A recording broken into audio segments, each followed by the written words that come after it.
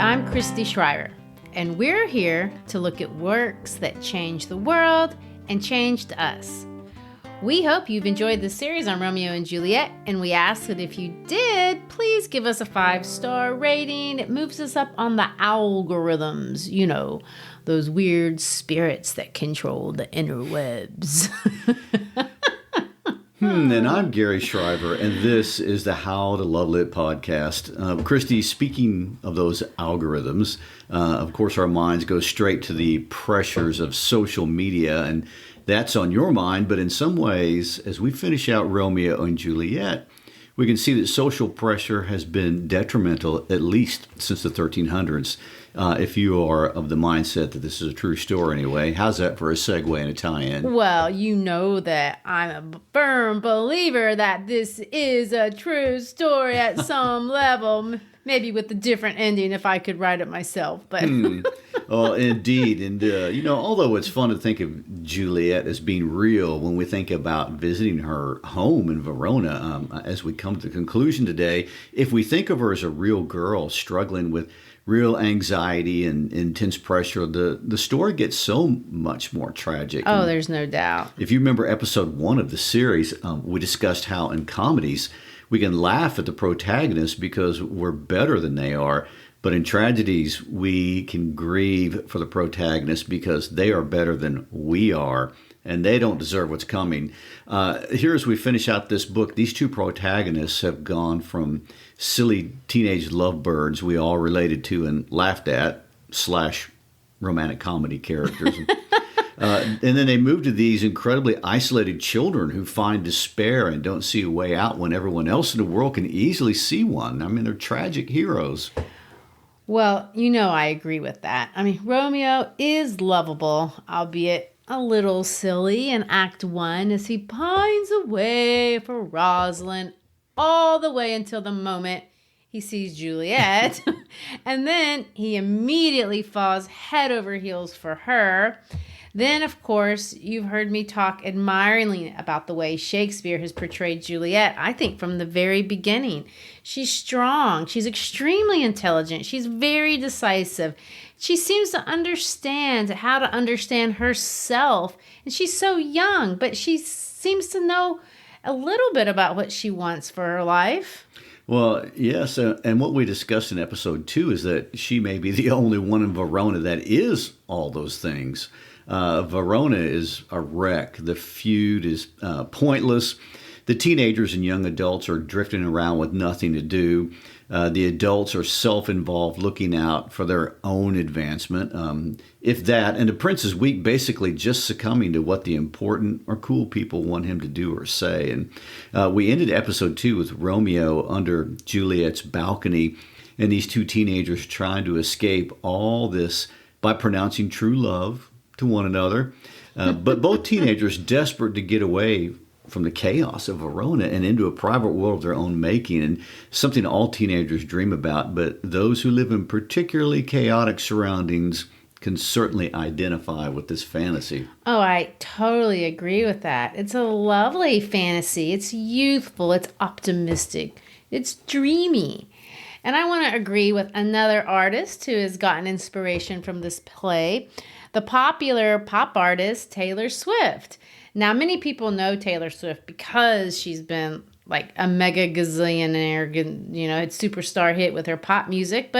And I'm sure most people know that she got her start in Nashville and country music, which is just up the road from here and us in Memphis. And one of her first songs, and I have to be honest, it's still my favorite song of hers, is called Love Story. And it's about Romeo and Juliet. Well, all right, I like that song too. And if I thought we could play it without getting into copyright trouble, I'd play a clip from it. But according to her description of how the song came about, she had a boyfriend at the time that her parents didn't like. How many people have lived that story? And her experience with this boyfriend reminded her of the great classic Shakespearean work, and she identified with the dream of Romeo and Juliet. Yes, and although I really didn't know that about the backstory of the song, I do believe that Taylor Swift really tracks with Shakespeare and really understands the character of Juliet probably more than I would think a lot of readers do, really. I do want to read a section of her song because I think that is allowed according to the copyright laws for educational purposes, and because I really do think that Swift's interpretation of Juliet's thinking is absolutely spot on. So this is a clip. Well, I'm going to read it. I'm going to say, this is going to be hard to read without humming the melody line. Yeah, I'm going to read it. This is what Taylor Swift writes in her famous song, Love Story. Romeo, take me somewhere we can be alone. I'll be waiting.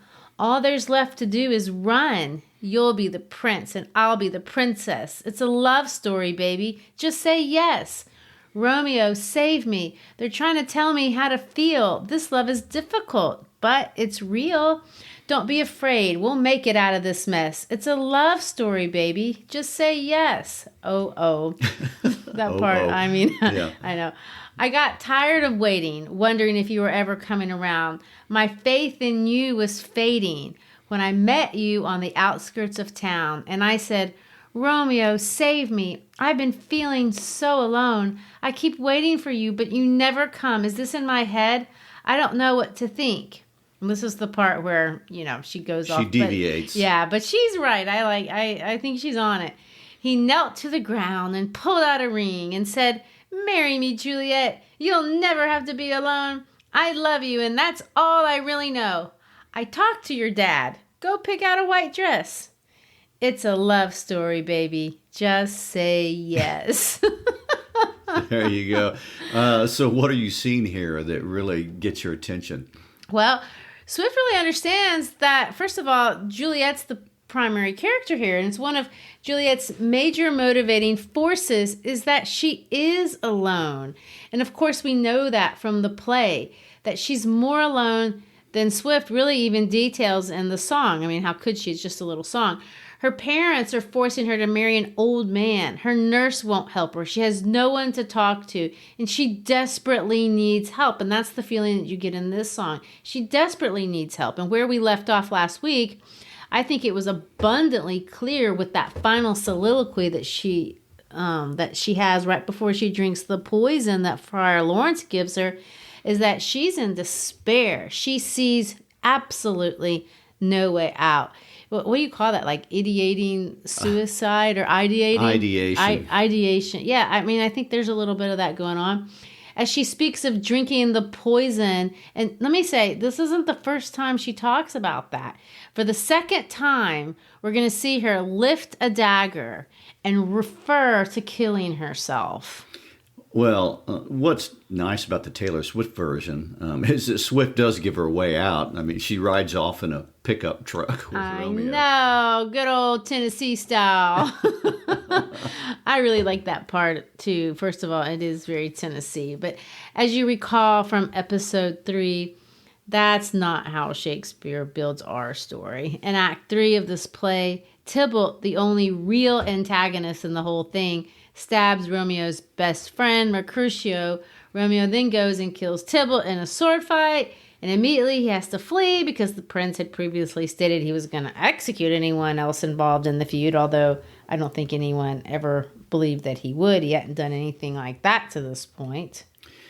And perhaps true to form, you are correct. I mean, he has no plans of executing Romeo. Romeo is banished to live 20 miles out of town. The end of the world. In a place called Mantua. I guess we can think of it as the suburbs. He's been banished to the burbs. The end of the world. A fate worse than death, no doubt. But right before Romeo heads out, he stops for one steamy scene with Woo-hoo. Juliet climbing up that balcony and heading out at first light, or as they put it, at the singing of the larks. Oh, yes, the singing of the larks. But he leaves Juliet, which is something I don't get. Like, my modern mind can't wrap itself around that idea. It's one of those things that I think a lot of readers read and look at in disbelief, because you should be thinking, why aren't you running away, Juliet? Why don't you go with them? That's what Taylor Swift would do. Clearly, she's told us. And then we'd have the pick up happy story. Yes, but of course, we would not have a tragedy. Oh, there is that. And this is Shakespeare's play, so he gets to do what he wants. And so from here on out, If anyone sat back and thought through all the endless chances there were to change the narrative, I mean, the possibilities are infinite. But again, isn't that also what youth is about? I mean, isn't that what life's about? And maybe that's why we like this play. We all know what it's like to look back and see the missed opportunities. And another thing that really catches my attention is the exaggeration of the problem. When you're young, everything feels like the end of the world. Even 20 miles out of town seems like the end of the world. And every problem is the worst problem anyone's ever faced. And everything is possibilityless, or until it isn't. You see no end, and then all of a sudden you catch a break and the world is beautiful again until the next catastrophe, and on it goes. And the younger you are, the more deeply you feel everything. Well, I mean, that is so true. In the first grade, an apple accidentally being left in your desk and rotting, and then the other kids laughing. That shame can last 10 years. That's a true story, by the way. Did that happen to you? No, but it happened to one of my kids. Sweet, Oh. I know. In Romeo and Juliet, the outside observer, now we're here safely 400 years removed, can look back at this couple and say, exiled 20 miles down the road, that's not worthy of death. But in that moment, Romeo can't see that, not from his perspective. Well, we can't knock that youthful passion. I mean, that's what's great about being young, and the longer you can hold on to the passions in life that it has to offer, I mean, the better. But the downside is sometimes that passion keeps you from proper problem solving, as we saw. So instead of spending the night planning, Romeo leaves, and Juliet runs to Friar Lawrence, who, as a reasonable adult and man of God, should have gone to the Capulets with the truth and advocated for these two teenagers. I mean, perhaps protecting them with his priestly authority. And in fact, the case could be made that, again, we see Shakespeare suggesting elements of the political world, and it's wrongly transcended over the spiritual. Friar Lawrence should have exerted his influence towards counseling those obviously hurting families and advocating for this noble girl, but instead, maybe because he's misguided, maybe because he's scared of the political ramifications of facing down the powerful, or maybe he's just a foolish person. But for whatever reason, he doesn't give any religious or spiritual counsel at this time. He doesn't push the pause button for anybody.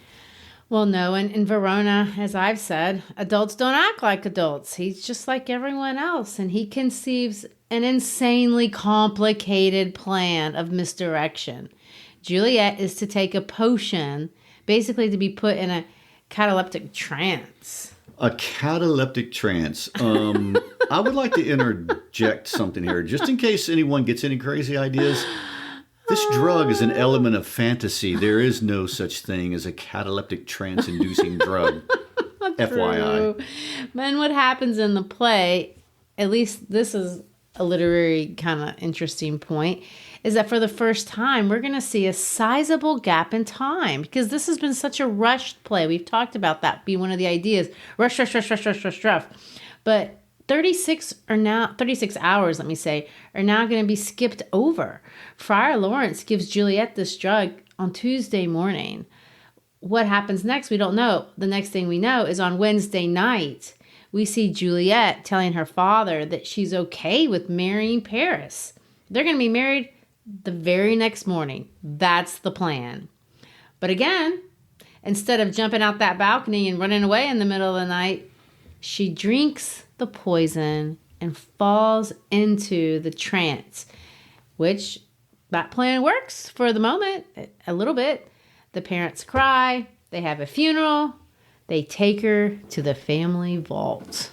Which brings us to Act 5, the final act. And again, we're reminded that there really is not a true conflict in the play. There's no antagonist. I mean, who's persecuting these teenagers? It's not the prince. Juliet's mom swears to kill Romeo, but she's really not taking any action. And Mr. Capulet is forcing Juliet to marry Paris. But we don't really even understand why. I mean, why do we have to act with such haste? Why is there such a sense of panic here? In some obvious ways, this just doesn't make sense. And Shakespeare makes the pace deliberately hectic. Every audience member is forced to ask that question, why, like they're being taken along on a runaway train. Yeah, you do beg the question. And yet, and I brought this up last week because I think Shakespeare introduces this idea in the first sonnet as in the prologue, haste itself, I think, develops into being the primary antagonist. Haste is the antagonist. And of course, if we think about it, that happens a lot. I can speak for myself. How many times have I rushed into something and then thought, oh, that was a mess up? Sometimes I don't even know why. I have to think about that. And why do I feel so compelled to act so quickly and impulsively? But there does seem to be at times some sort of metaphysical pressure in the universe that pushes us and you just like can't stop yourself. It's hard to resist. Oh, that's what you're going to blame it on? I think there's a thing to haste. And impulsiveness, some of us have rushes to judgment and rushes to action. But it's a metaphysical pressure guilty of the universe? Yeah, I'm not blaming myself. Okay. I'm glad it's not like low impulse control. No, Shakespeare says it's the stars. Oh, okay. Well, we've all impulsively shopped for sure, and we've rushed to judgments about people. That's common. I know people that have quit their job or even worse, fired someone and all because they were compelled by this impulsive need to rush and a mob mentality inside your own mind. I mean, the casinos are criminal about it. They do. They have monetized that. They have. Well, another problem with being hasty, and I have this problem too, is when you are in a hurry, you forget about things that you shouldn't forget. You forget obvious things that are important. You may forget to shut the garage door and then the house gets broken into. You may forget to look both ways and you run into a parked car in a parking lot, or you may forget to pick up that assignment that you worked on that you spent all weekend preparing and then don't even turn in. When we hurry, we overlook the obvious. Well, and I want to digress here for just a moment. Speaking about being careful and safe, when you go to London as an American, the traffic doesn't run the same way, and stepping off a curb the way you would in the United States is very different in London. So look both ways. Right. Don't be hasty. Don't be hasty because you've got to reorient yourself. Well, in Friar Lawrence's case, you forget about the Black Death that is forcing the town you live in to be in quarantine. Well, yeah, now having lived in quarantine, I really don't know how one overlooks the pandemic. But what can you tell us about this epidemic that clearly slipped Friar Lawrence's mind? Wow.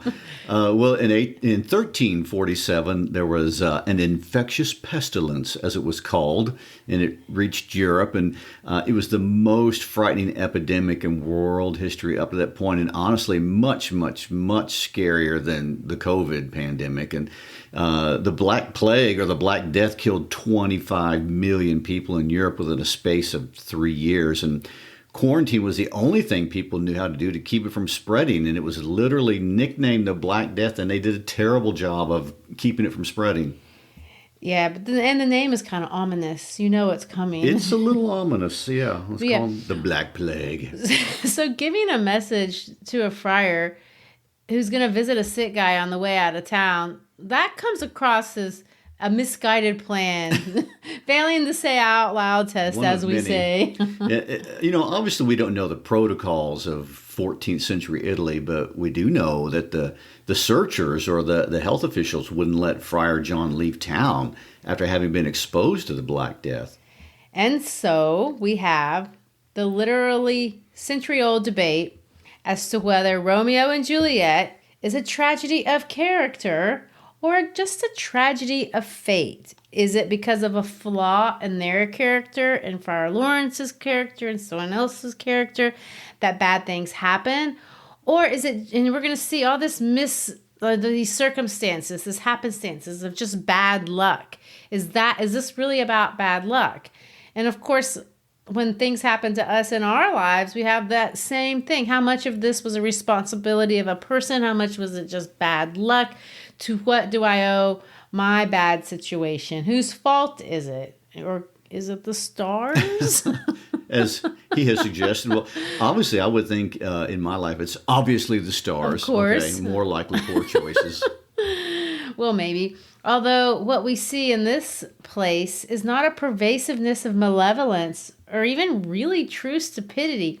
Nobody is really evil. No one is really horribly stupid. A little, flaws here and there. But as we look at Act 5, there's just a little bit of fault to spread around to everyone. We're going to start with Romeo opening Act 5 with more irony and more foreshadowing. So, Gary, why don't you read the very beginning of Act 5? We're going to start today with Romeo's lines. If I may trust the flattering truth of sleep, my dreams presage some joyful news at hand. My bosom's Lord sits lightly in his throne, and all this day an unaccustomed spirit lifts me above the ground with cheerful thoughts. I dreamt my lady came and found me dead. Strange dream that gives a dead man leave to think, and breathe such life with kisses in my lips that I revived and was an emperor. Ah me, how sweet is love itself possessed, when but love's shadows are so rich in joy. So this is a really interesting way to start the act, because you can see that Romeo is in Mantua. So he's been exiled. That was the end of the world just a few moments ago. But here he's happy. We see a lot of happy imagery. But strangely, it's also mixed with all this imagery between death and love. He's dead. He's being kissed. He's being revived. To which his servant Balthazar brings him the bad news that Juliet has died. Yeah, and that changes it immediately. We're going to see a great theme emerge through this exchange with Balthazar. Romeo decides right then that he has to leave right this minute to do something that the audience is going to find out, just as soon as Balthazar leaves, and it's very, very destructive. But on his way out, Balthazar says this: I do beseech you, sir, have patience. Your looks are pale and wild, and do import some misadventure. So in other words, here we go. Slow down. So for the first time, somebody's saying slow down. And it's Balthazar. And of course, Romeo doesn't want to have patience. He doesn't want to think slowly. And instead, he screams out, I defy you, stars. This, of course, is the language in the prologue, defying the tragedy of fate. In fact, blaming fate. But Mercutio told him in Act 1 not to believe dreams. Mercutio has warned him, dreamers often lie. I know, and there's nothing but irony here for the person that's watching the play, because we know Juliet is not dead. There is a verse in the Bible that says, they have eyes but see not. And it's an interesting expression, and it's worthy of thought, because how can you possibly have eyes and not see? But I have to be honest, the older I get, the more I understand it's often possible to have eyes and not see. This is a tangent, but it reminds me of when I moved to Japan after I graduated from college.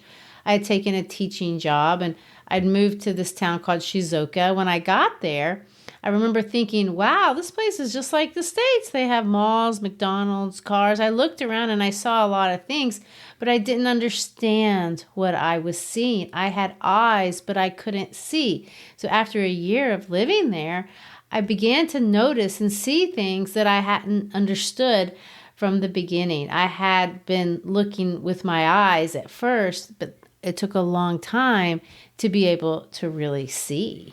Yes, and being able to really see is about context and putting in a comparison to the world around you. And it is a caution to be careful about interpreting what you see. Knowing how to correctly interpret what you see is something that we all have to become aware of, but we often don't pay attention. And in Act 5, it seems no one correctly interprets what they see. That's going to be it the whole way out. This idea has actually been alluded to in Act 1. I like this line. When Capulet's servant comes up to Romeo the night before the party, he has this invitation list, and he asks if Romeo can read the letters because he can't interpret what he sees. And he literally asks Romeo, can you read anything you see? What we are going to find out is that no, Romeo cannot read anything he can see. In fact, no one can. And perhaps maybe that's what fate is. Maybe that's the definition of fate. Are we able to correctly interpret and make judgments based on what we think we see? Great question. And scene 2 is about Friar Lawrence learning that Friar John has not delivered his letter. And so, in another really strange set of circumstances, he begins to worry, but strangely not about Romeo, only about Juliet. Juliet will be awake in 3 hours, and he knows he needs to get her out of the creepy skeleton-infested tomb. I would have appreciated it. Which is part of the bad plan. So he asks Friar John to go get a crowbar, but unimaginably he altogether forgets Romeo. And that seems to be a tragedy of character. How can a man who has devised this really complex plan forget a main component of his own plan? Oh, that's so true. But that's not the only twist. When we get to scene 3, lo and behold, look who shows up in the middle of the night to bizarrely mourn the death of Juliet. None other than the ridiculous Paris, the old geezer who wanted to marry her the next morning, whom she could not stand, as we saw from what she told the friar she would rather do than to marry this guy. She'd rather be confined with bears. Oh, yeah, I remember that. The person who had absolutely zero relationship with Juliet decides to come to a tomb in the middle of the night. And of course, Romeo just happens to be there. And of course, no one has any idea how to properly interpret this encounter. Paris challenges Romeo. Romeo, to his credit, does try to get out of the fight, but Paris will have none of it. Well, for a character so obsessed with love, we do have to hand it to Romeo. He clearly has his fencing skills, and he kills Paris. Now he's a murderer times 2, and we as observers don't judge him really for either one. I mean, it's a tragedy of fate. It wasn't his fault. There is a lot to explain, but at the end of the day, if it had been me, I think this would have been something that really impacted my state of mind.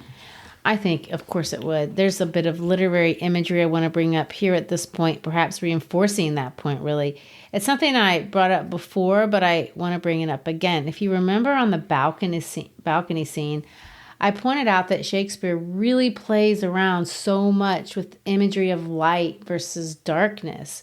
Everything Romeo and Juliet do is in the dark. They only meet in the dark, but Romeo calls Juliet the sun. There's actually a lot of light associated with the couple, even though there's also a lot of darkness that we see around. Well, when we get here, Romeo opens the tomb in order to get to Juliet, but also to put down Paris. And he looks at Juliet and he delivers these lines. A grave. Oh no, a lantern, slaughtered youth. For here lies Juliet, and her beauty makes this vault a feasting presence full of light. Death, lie thou there by a dead man interred. How oft when men are at the point of death have they been merry, which their keepers call a lightning before death. Oh, how may I call this a lightning? Oh, my love, my wife, death that hath sucked the honey of thy breath has no power yet upon thy beauty. Thou art not conquered. Beauty's ensign yet is crimson in thy lips and in thy cheeks, and death's pale flag is not advanced there.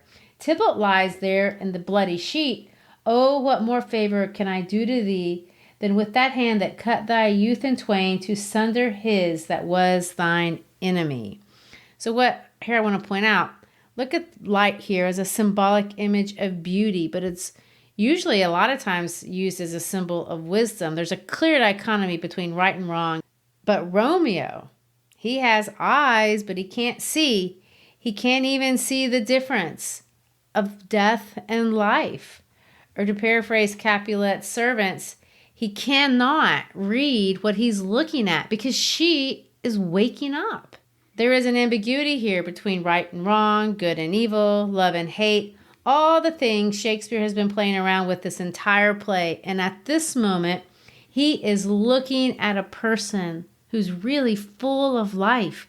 He's actually looking at a beautiful girl minutes before she's going to wake up. The love of his life, a girl strong in spirit, his intellectual equal. But ironically, all he sees is death. Let's read the rest of Romeo's soliloquy before he drinks the poison and dies. Forgive me, cousin. Ah, dear Juliet, why art thou yet so fair? Shall I believe that unsubstantial death is amorous, and that the lean, abhorred monster keeps thee here in the dark to be his paramour? For fear of that, I still will stay with thee, and never from this palace of dim night depart again. Here will I remain with worms that are thy chambermaids. Oh, here will I set up my everlasting rest, and shake the yoke of an inauspicious stars from this world-wearied flesh. Eyes, look your last. Arms, take your last embrace. And lips, oh, you the doors of breath, seal with a righteous kiss, a dateless bargain to engrossing death. Come, bitter conduct, come, unsavory guide. Thou desperate pilot, now at once run on the dashing rocks thy seasick weary bark. Here's to my love. He drinks. O true apothecary, thy drugs are quick. Thus with a kiss I die. A tragedy of fate or character? Can you answer that? It's all so fast. He finds out she's dead. He buys poison. He kills Paris. He sees the girl he loves dead, a death that he's not perhaps caused directly, but is somehow connected with. She's his wife. Life is so fragile.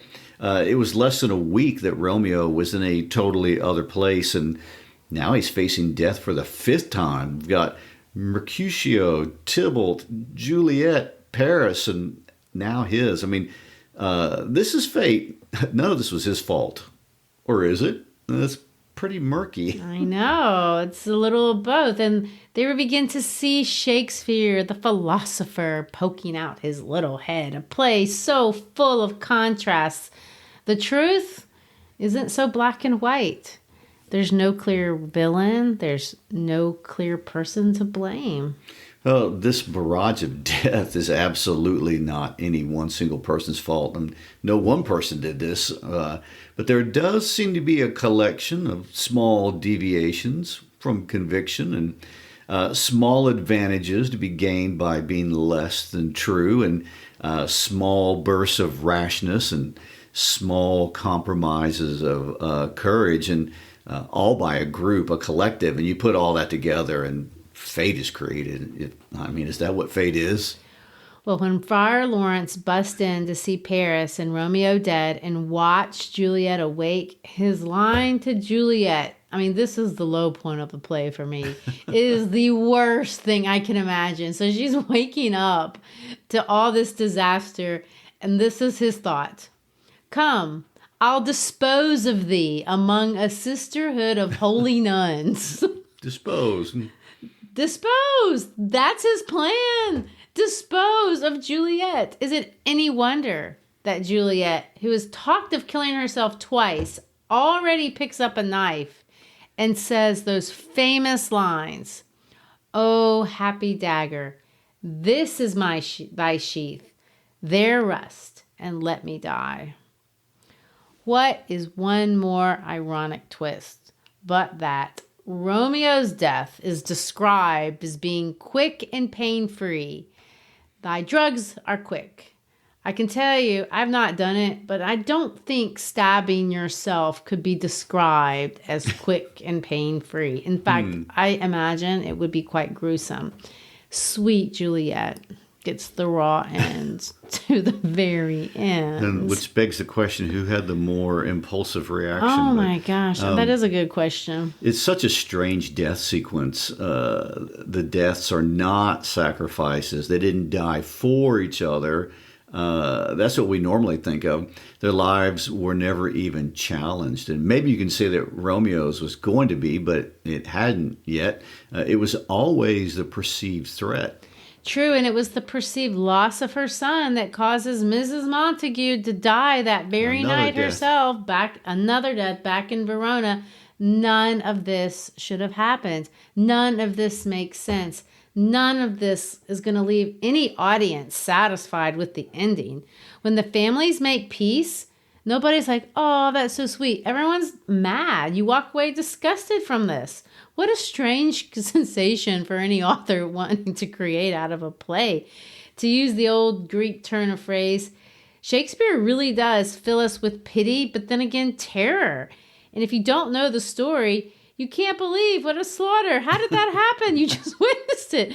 There's not a world where two horrible families just making up would justify the sacrifice of two beautiful people. Well, and therein lies the great mystery. I mean, of all plays, why does Romeo and Juliet stand out amongst the others? In some ways, it makes zero sense. I mean, it reminds us of the fragility of life, something we don't need reminding of. It reminds us of the tyranny of society and the danger of cowardice and the risk of secrets and the fact that all of us don't understand what we see and are prone to rash judgments. But what about any of that makes for good theater? What is there that compels us to revisit and rewatch Romeo and Juliet? And I mean, what made you want to visit Verona, and what compels millions to write letters every year to Juliet? What nerve did he touch? I really don't know. But I have to admit, I kind of feel it. I mean, I did get there. I am mesmerized. Maybe we should go back to the numerology. There you go. The mysticism. Maybe it has something to do with that magical number 13 going on 14. As I said before, William Shakespeare went out of his way to associate that number with Juliet. And I believe William Shakespeare loves Juliet. Juliet was 2 weeks shy of being 14. The sonnet form, which has dominated this play, is characterized by 14 lines. This play, ultimately, this is where I'm going with that, is about love from beginning to end. It's about the strength of love, the dream of love, the limitations of love, the chaos of love, the hope inherent in love. The last lines of the play somewhat hint of this. Why is Juliet fascinating? Why is Romeo, for that matter? At the very end of the play, the prince has shown up. The page has given an account of what has happened. And let's read these lines.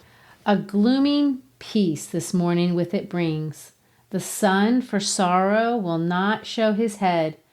Go hence to have more talk of these sad things. Some shall be pardoned and some punished. For never was a story of more woe than this of Juliet and her Romeo. Well, it's not the cliche line of love conquers all, that's for sure. No, and it's not love is blind, love will set you free, love springs eternal, or even, well, you had me at hello. If you look at the last lines of this play, a glooming peace this morning with it brings all the way to the end, to never was there a story of more woe, we are reminded that that's why it's a love story. Romeo and Juliet is a story of absolute oppositions, doubles, contrasts, stark contrasts. The only thing I can suggest is that unlike the cliches we just read about or expect in the movies, when we think of our real lives, when we think about what happens in real life, life is a lot more like Romeo and Juliet than it is like, I don't know, Meg Ryan and Tom Hanks. We can relate to every bit of us. Very few of us will live out a cliche. I mean, I know my reality hasn't been a cliche. My reality has been a lot of oppositions, oxymorons, small mistakes, misdirections, selfish deviations, fate, accidental, arbitrary. Life as a love story. It's a story of fate, of tragedy. If we're lucky, maybe it's comedy. That's what we shoot for. I still like Taylor Swift's ending better. As a way to conclude Romeo and Juliet, I think we do need to finish by reading one of Shakespeare's absolutely one of his most famous sonnets. I could spend an entire episode on this sonnet alone, but I won't. Sonnet 116. I do want to point out that it's in iambic pentameter, of course. It follows Shakespeare's sequence, his rhyme sequence, A, B, A, B, C, D, C, D, E, F, E, F, G, G. And he writes for us a nice definition of true love. What it is not, perhaps what it is.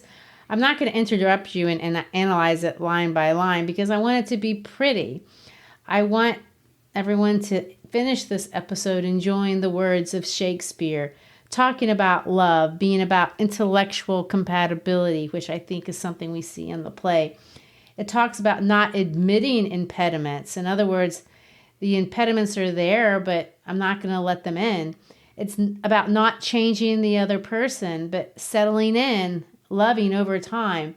It uses some of the very imagery of love as a star that we see in Romeo and Juliet, a guide, a light, but maybe far away. This sonnet is kind of abstract. I understand that. And it's also very hard to understand. But people love it. It connects with the beauty of youth. There's rosy lips and there's cheeks, and it's sweet and endearing. Maybe it's a real definition of Eros. I don't know. That's for each of us to decide. But much love to you all. Gary, let's conclude by reading Shakespearean Sonnet 116. Let me not to the marriage of true minds admit impediments. Love is not love which alters when it alteration finds, or bends with the remover to remove. Oh no, it is ever fixed mark that looks on tempests and is never shaken. It is the star to every wandering bark, whose worth's unknown although his height be taken. Love's not time's fool, though rosy lips and cheeks within his bending sickle's compass come. Love alters not with his brief hours and weeks, but it bears it out even to the edge of doom. If this be error and upon me proved, I never writ, nor no man ever loved. And on that inspirational note about love, we're going to wind things up today. And this week, we want to give a special shout out to our good podcast friend, Travis James, from the podcast Currently On. Travis is a veteran podcaster who helped us set up our pod page, and his podcast currently speaks to current music and other events of culture and importance. And thanks, Travis, for being a great member of the podcast community. Check out our pod pages and check out Travis's podcast. Peace out.